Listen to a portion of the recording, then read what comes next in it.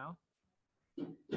Okay, it took like a minute to work because I went there and it said one participant, even though I joined it already. Sam might need you to go to Florida with him next week because he needs to sign his clients and then know you. Oh, okay. So, All right, so we just got to put that to Facebook though. I didn't do that yet because okay, I'll do that. Cool. Let me just tell. Yep. Oh, and you're gonna have to help Eva. She wants to use one of our shipping services for pallets. Okay. Sam said it was okay. Yeah. No problem. Mm. I did it. No, she said Sam. She said Sam. Okay, we're gonna get started in just a moment.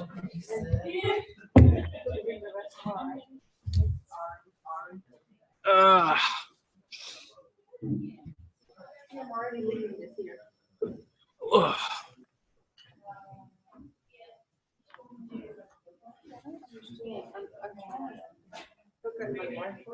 Right. It's not charging. That I'm not sure why. Are your outlets working? They should be, yeah. I mean, I tried it there.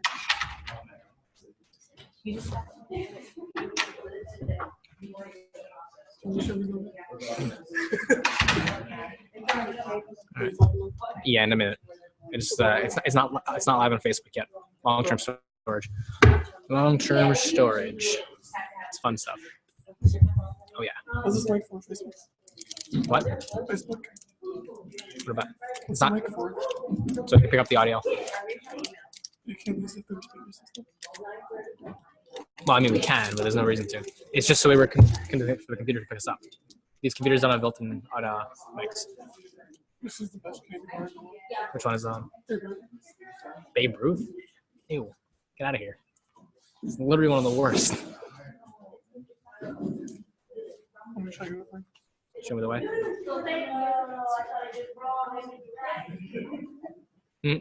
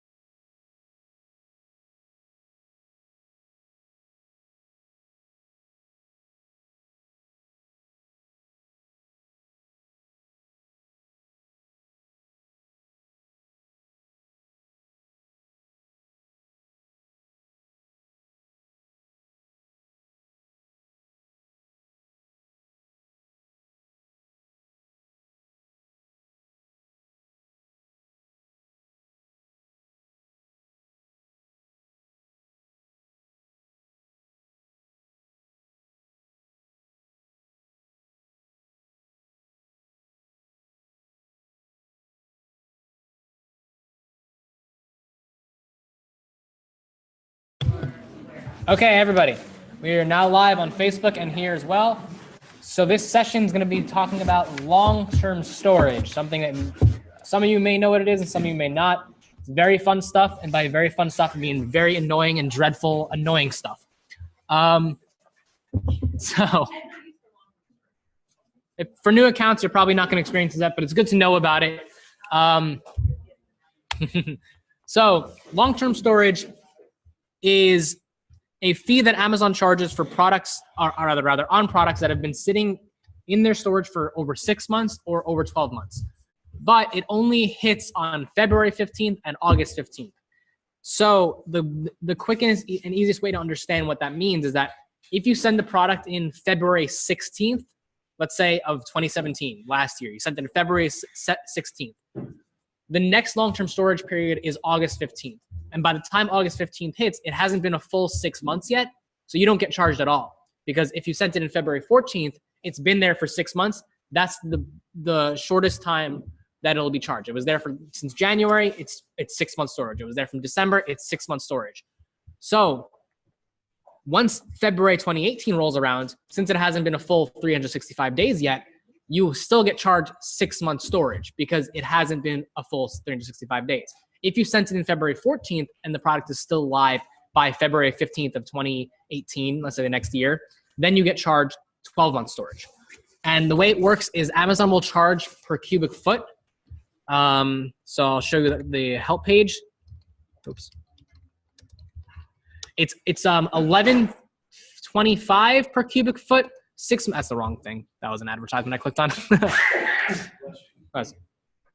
Yeah. So 11.25 per cubic foot for 6 month storage, and for anything over 12 months, they charge $22.50. And this page actually does a really good job breaking down what this means. So let's say you have a toy that's size 11 by 8 by 2, and you have 1 unit in stock for between 6 and 12 months. By the time long-term storage hits, you'll be charged $1.15 for that one item. If you have for over 12 months, you'll be charged $2.29, so double that, $2.30. If you have 2 units at 6 months, self-explanatory. It's just double what that is. So this is important because if you have a lot of inventory, or you have any inventory that's slower moving, that you have overstock, that's good, and it's coming to the point where you're going to be charged long-term storage, you can take action on this. You can minimize the amount you're going to be charged by either recalling the inventory, or disposing of the inventory, or just doing sponsored ads, or dropping your prices and liquidating them, doing promotions, or just leaving them there to eat the charge. Because sometimes, in this example, this product's going to be charged $1.15 per unit. So if you have, it's like 30 in stock, you're spending almost $40 there, or like $35 there. 32, whatever it is. But if you have a product where the long-term storage fee is, let's say, 13 cents a unit, you have a really small product, and your options are to recall it back to your inventory or back to your warehouse or house or wherever your location is for 50 cents a unit, that doesn't make sense to recall it. You may as well just eat the charge and see if you can get it to sell at Amazon, because it's going to be doing nothing if you bring it back from Amazon. So the 3 main ways of handling long-term storage, just to reiterate, we have leaving it at Amazon, letting it sell, recalling it, and then maybe liquidating it somewhere else, or selling it on a different platform, or donating it, or disposing of the inventory. And disposing of the inventory is 15 cents for standard size and 16 cents for oversized per unit. So that's another thing to think about. What was I going to say? So within those 3 options, there's a lot of things you could do. So let's take the option where you're going to keep it at Amazon. If you want to keep your items on Amazon, you want to make sure that it's even worth it, because obviously, like I said before, if the fee is higher than the amount of recalling, I would only keep that there if the products are selling. So sometimes you just have overstocked units, but let's say you have an item that's selling pretty slowly, but it sells for such a high price that if you just make one sale, it'll overcome the fees or outweigh the fees you're going to be paying to have it for the long-term storage. So you may as well just keep it there. So the way to see which products you're going to be charged long-term storage, if you go to your inventory and go to inventory planning and then click on inventory age, this has a column for estimated long-term storage fees. And they show you how much they're going to charge you, how many what the quantity they're going to be charged, and how many sales in the last 90 days, 180 days, or between 90 and 180 days, 180 to 270 days, et cetera, et cetera. So, this is inventory age. This is how long it's been in stock for. Then they show you the last units sold in the last 90 days. The report shows the bigger breakdown. I'll show you the download report in a minute. So this is important because they'll show you by ASIN or by product how many you have in stock, how long it's been in stock, how much they're going to charge you, and how many units you sold in the last 90 days, and your current price. And they'll give you like a recommendation. They'll say create a sale, update the product settings, advertise the listing. There's usually one more. Lower price, or match the price, right? And you see here, there's low conversion or there's low traffic are the 2 main contenders. If it's low traffic, that means that maybe you should advertise the listing, help bring traffic, help get sales. It's low conversion, it means people are going to the page, but they're not buying. So maybe lower your price, maybe do a promotion or something like that. If that's not going to help, you want to make sure you're at least going to be making your money back. So let's work with what we have. In this example, we have 19 in stock. 1 has been in stock between 180 and 270, but 18 have been in stock for over a year. And we have 1 unit sold in the last 90 days. So at my sell price of $86, if I project 1 unit to sell in the next 90 days, that's not going to overcome my long-term storage fees.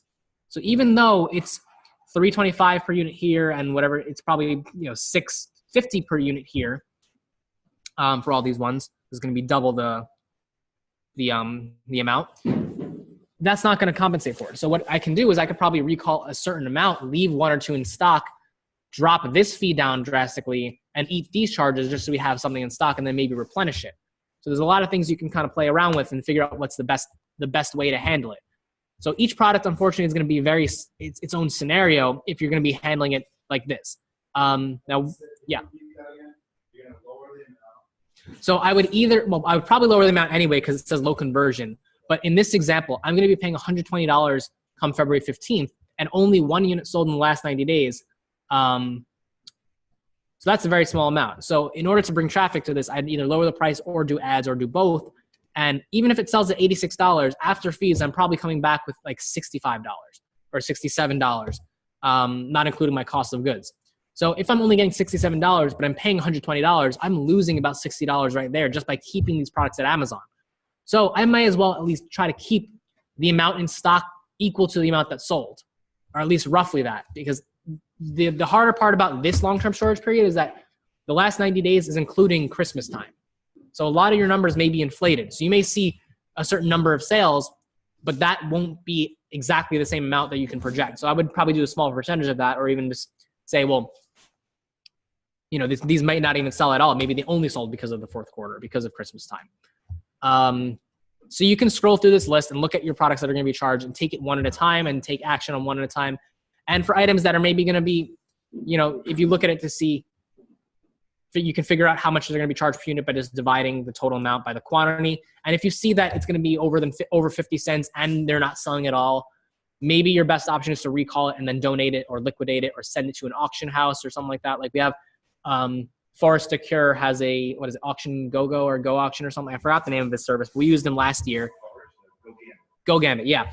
And so he has, basically what you can do is you can send your products directly to him and he'll auction them off pretty cheaply.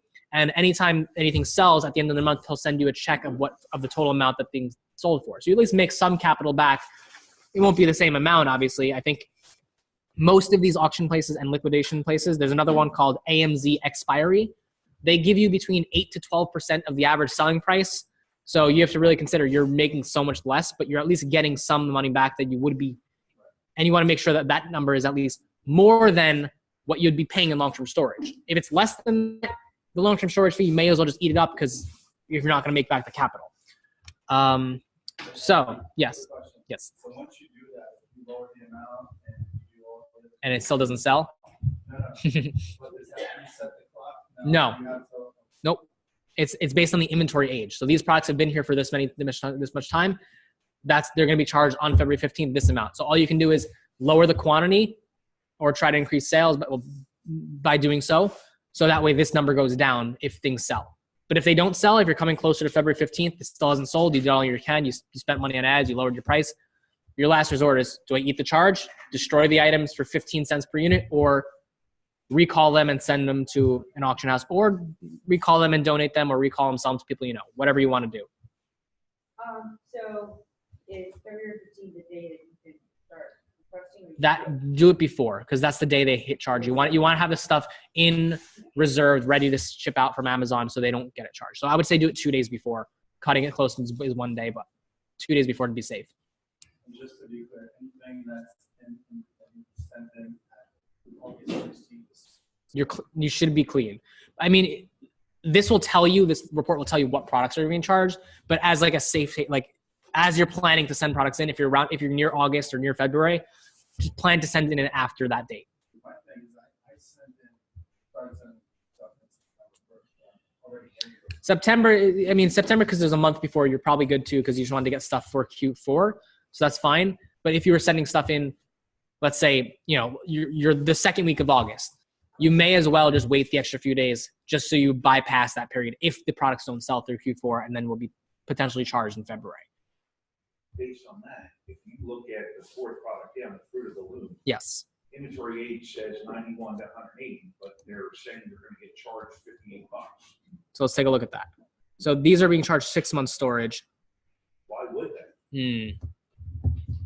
Oh, because it's January today. By February, it'll be more than 180 days. Oh, okay. Yeah. Okay. This is today's results. Okay. So That makes sense. yeah. I'm looking at it like, okay, if it's less than 180, why are they getting Yeah, it's likely we probably sent this in like just before August, just because we were probably moving things out of the warehouse, whatever it was. So the next way we can do this is if you go to download report, there's 2 reports we can look at to organize this data. There's the inventory age report and the inventory health report. Inventory age will give you exactly this information. So if I download this real quick, just to show you, all Seller Central reports generally download in a text file. You can configure your computer open to Excel, but I think you can just copy and paste everything into a workbook and then. So it's a lot, they give more columns than that report, but it's the same information. So this snapshot is just when you're getting the information from. So this is from January 6th. You have your SKU, FN SKU, ASIN, let me zoom in a bit. ASIN, product title, condition, available sellable quantity, quantities with removal in progress is gonna be 0 for the moment. Then we have inventory age, which is how long the products have been there. So between 0 and 90, 90 to 180, et cetera, et cetera, et cetera, et cetera. Currency, I usually delete because it's all gonna be USD. I usually curate this list to be only the relevant information. We only sell new products, so I'm gonna delete condition. Since I'm dealing with long-term storage, I'm only gonna count, like you said before, only above 180 days. So I'll delete these 2, let's say. I'm gonna delete this as well, just kind of getting the report to be more manageable. Then we have projected long-term storage fees, 6 months, quantity to be charged long-term storage fee. So here are the 4 columns that are the most important in this report. Quantity to be charged 6 months, projected fees 6 months, quantity to be charged 12 months, projected fees 12 months. So these are the 4 columns we need to look at and focus on. So before looking at any other data at the moment, I can at least sort this spreadsheet by the most, what products are gonna be charged the most. Let's say 12-month storage, I sort this high to low. I'm now looking at how much I'm gonna be charged 12-month storage. I can do the same thing for 6 months. Sort it high to low, look at what I'm gonna be charged the most for these guys. And you want to take action on the ones that are, at least take action on these guys first, because these are the worst contenders. These are ones that are gonna affect your cash flow the most. So what I like to do, you don't have to do this way. I like to do a sum column just to see the totals, because some products may be in both categories. So I'll do total long-term storage, quantity, and total long-term storage fees. I'm not typing. Why am I not typing? Okay, that was weird. Okay, so and what I'm doing here, I'm just gonna do it basic sum. So I'm gonna do equals quantity 6 months plus quantity 12 months. So I have the total. And even if there's 0, this is good because I want to sort by 1 column. I don't want to sort by 6 months or 12 months. I want to see the total fees no matter what. And the same thing here, I'm going to do equals projected fees plus projected fees. And now what I have here, if I drag these down, I could sort this 1 column by the highest to lowest. And whether it's 6 months or 12 months doesn't matter to me. I just care about how much we're going to be charged. It matters a little bit in terms of if it's been over 12 months, there's probably less you can do in terms of ads and bringing traffic and getting to move. But when I'm just looking at the numbers here and I see I'm going to be charged this amount, I sent this many units in the last, let's say 90 days, this is how I'll take action. So I have the worst contenders here, and I can even sum this at the bottom or do a sum of this and I see how much I'm going to be charged. So if I do a sum at the bottom, under $17. Yeah, so we're gonna be charged $11,000. This is, believe it or not, this is on the lowest side we've ever seen. This is the lowest it's ever been for us starting. When the first time I ever worked on this project, because as you all know, when we started this business, when Sam started this business rather, he was all DVDs, and then we opened Low End Toys, and we bought large quantities from wholesalers. So when I first started here, we had hundreds and thousands of units in stock of DVDs that he just bought in lots and things like that. So brace yourselves. The first time I had to deal with long-term storage, we were going to be charged $90,000. And Before the fees went up. that was when there was only 1 fee. So I was able to, by manipulating the data and like moving things around, recalling, destroying certain things, doing ads, lowering prices, deciding what to keep, the amount we were going to be charged at the end was only about $30,000. So chopped it down pretty heavily. The next time we were going to be charged like $66,000. I brought it down to about 30 again. The next time we were going to be charged $44,000, brought it down to like 20, 2021. This last term, we were going to be charged, I think it was close to 30 or 40 again. I brought it down to 18. So now we're starting at 11.5, a lot easier to manage. Plus, it's not going to impact as much because we also got smarter buying. We have less, inventory in stock. Yeah. Now, another reason why I like doing the sum column is because if I just sort this by just 0, let's say, I don't have to care about this inventory because the inventory age report is just all of your inventory, how long they've been there. It's not specifically for long-term storage. So I can delete everything on here that's not going to be charged long-term storage and then only look at the items that are problems. So I like doing that sum column because it makes it easier to isolate just the problem inventory. So from here on is when you can decide what do you want to do with the product. Do you want to do ads, lower your prices, recall them, destroy them? So next thing I like to do here, I like to add a column to get a per unit. So I'll just take the total long-term storage fees, divide by the total quantity. So I get approximately how much I'm going to be charged per unit. And this is how I make my decisions of whether or not recalling is better than destroying versus keeping it at Amazon. Because if I see I'm going to be charged $6.34 for these per item, well, I mean, I'm probably better off sending this to a liquidator or an auction than, pay 50 cents a unit instead of $6.30 a unit for them not to sell. But if I see items are going to be charged 1 cent, 4 cents, 5 cents a unit, probably just keep them there, see what happens. Because I'd be losing money by bringing them back, even if they don't sell. So I can also just lower the price, yeah. But if things are slow moving for whatever other reasons, that's a separate story. But at least just to figure out what the least amount you'll be paying in long-term storage fees, sometimes it's better. It's good to look at the per unit charge to see, anything under 50 cents a unit, maybe just keep or recall a small portion of them and keep the right amount in stock, or just leave them all there. And anything that's going to be a lot per unit, unless they're selling for a high price, then you want to make sure you're overcoming it. So I'm going to open a different report real quick that I'm working on right now, and it's going to be very, very complicated, and it's going to be a lot of columns and a lot of data. So I don't expect anyone to do it this way, but just to show how I do this. Right. So I got information, just to zoom out a bit. I'm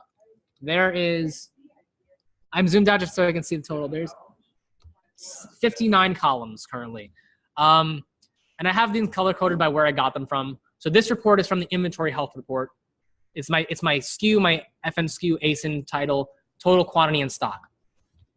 This is from AppEagle. This is my notes, so I know when we got it, where we got it from, my cost of goods, my min price, max price, and the current selling price on Amazon. This is last updated on the 12th.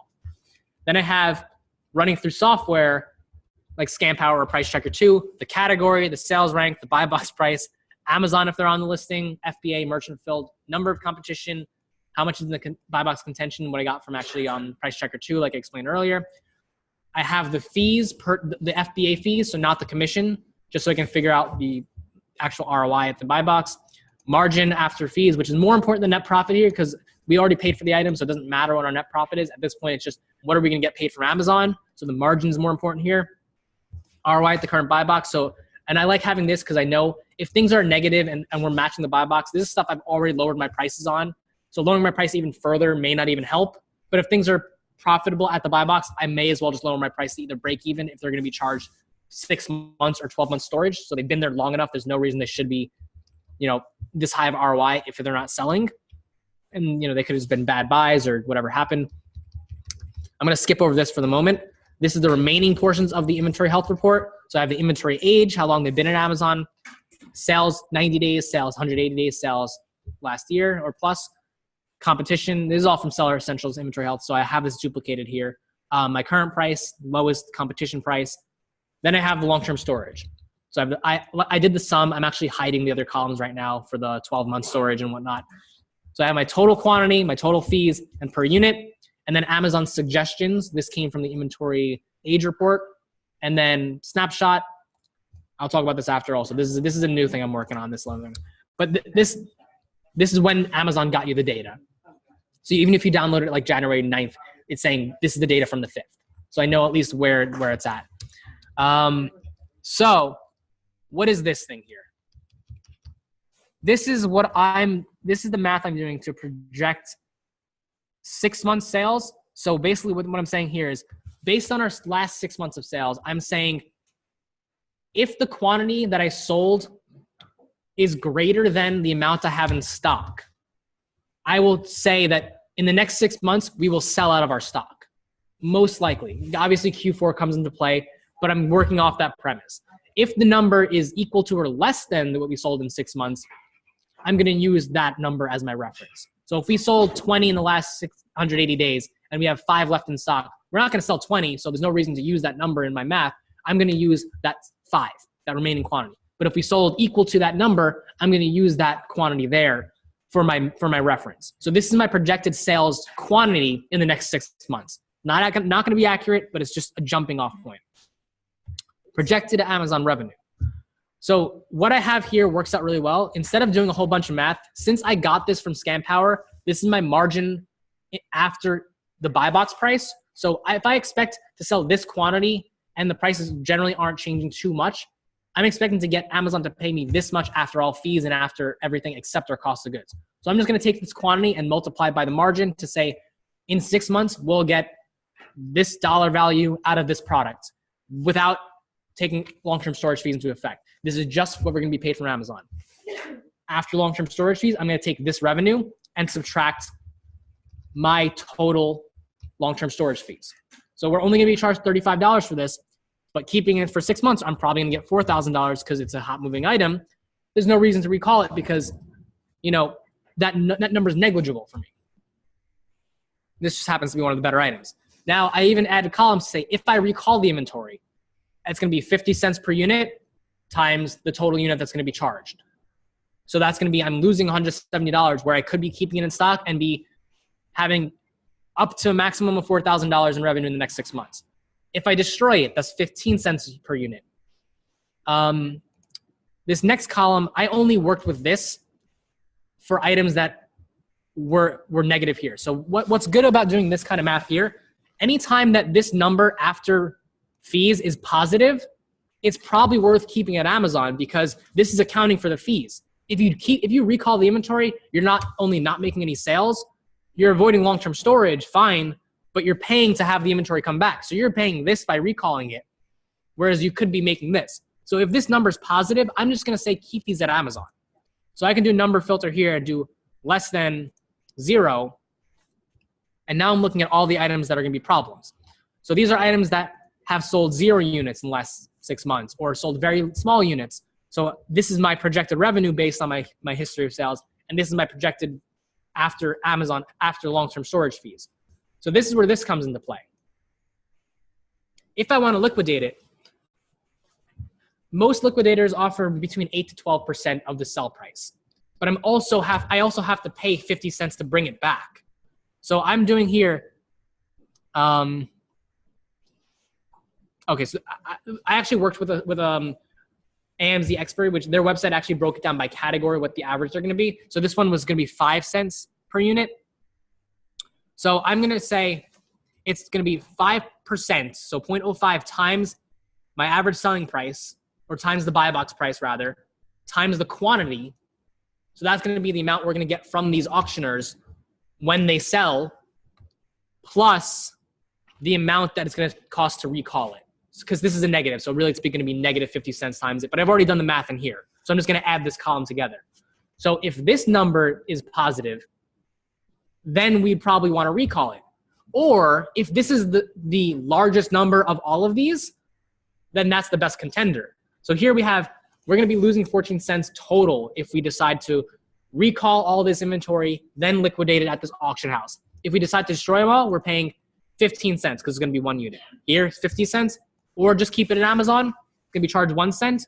And if one sells, after all fees, we're at least getting 30 cents back. So that's the best option here. Here's an example where I want to find a good one where this is actually not the best choice.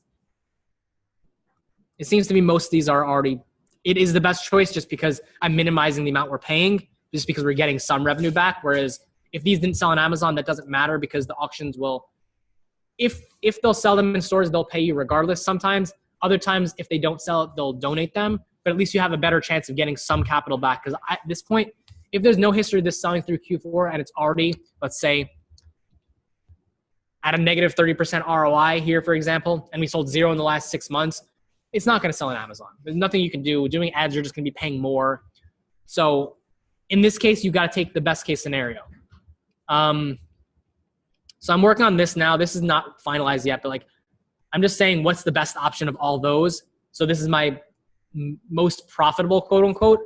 And if my most profitable is, I'm even trying to figure out the best way to say, well, let me liquidate a small portion of it, recall a certain portion and keep the remaining, just to figure out what the best option is. This gets like really too complicated, but I started doing this, last week just to see if I should do it. It actually turned out for us to not be worth it because it's only going to save us like $100 by doing this other stuff. But at the very least, I can figure out with this data or with these numbers, which items are worth keeping. So I even put a tab here of what items are worth keeping. So I can see, since I'm going to be profiting or based on keeping these at Amazon, I can say, well, I'm going to be charged $3,700 in long-term storage fees, but my projected revenue by keeping these at Amazon, rather, even including the fees, is, hold on, let's just drag this out,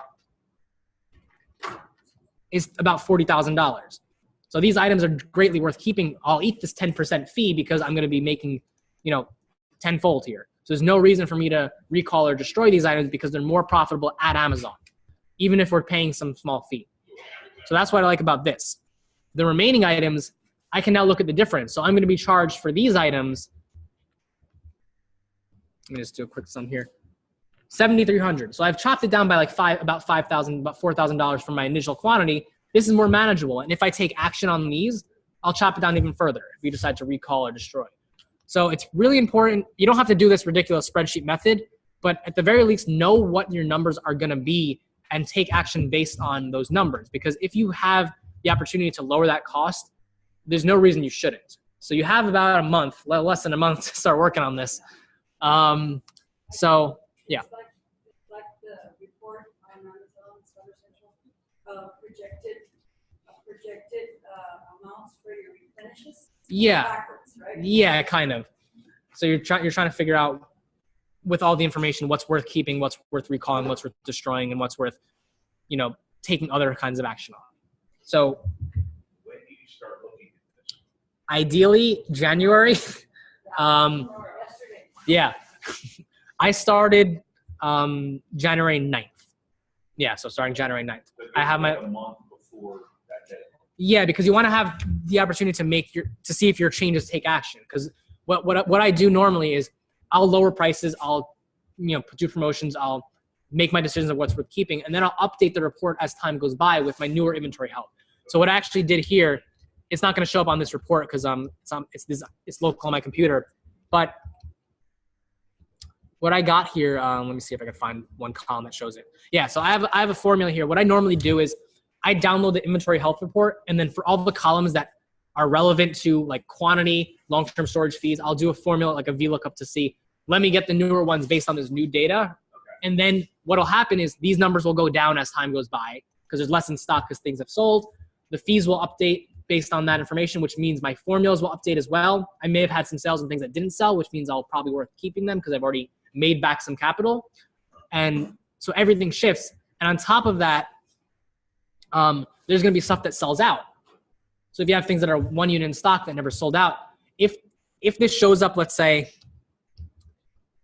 with the formula or however it is, like going to be #NA or N-A rather, that just means that this was not found on the report. If that's the case, then it's not in your inventory health report, which means it's no longer in stock.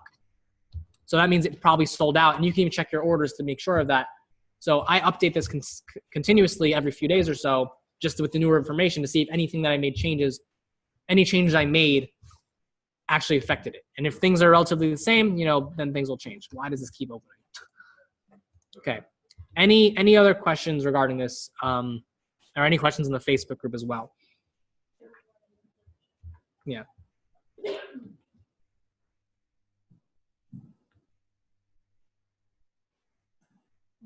Nope.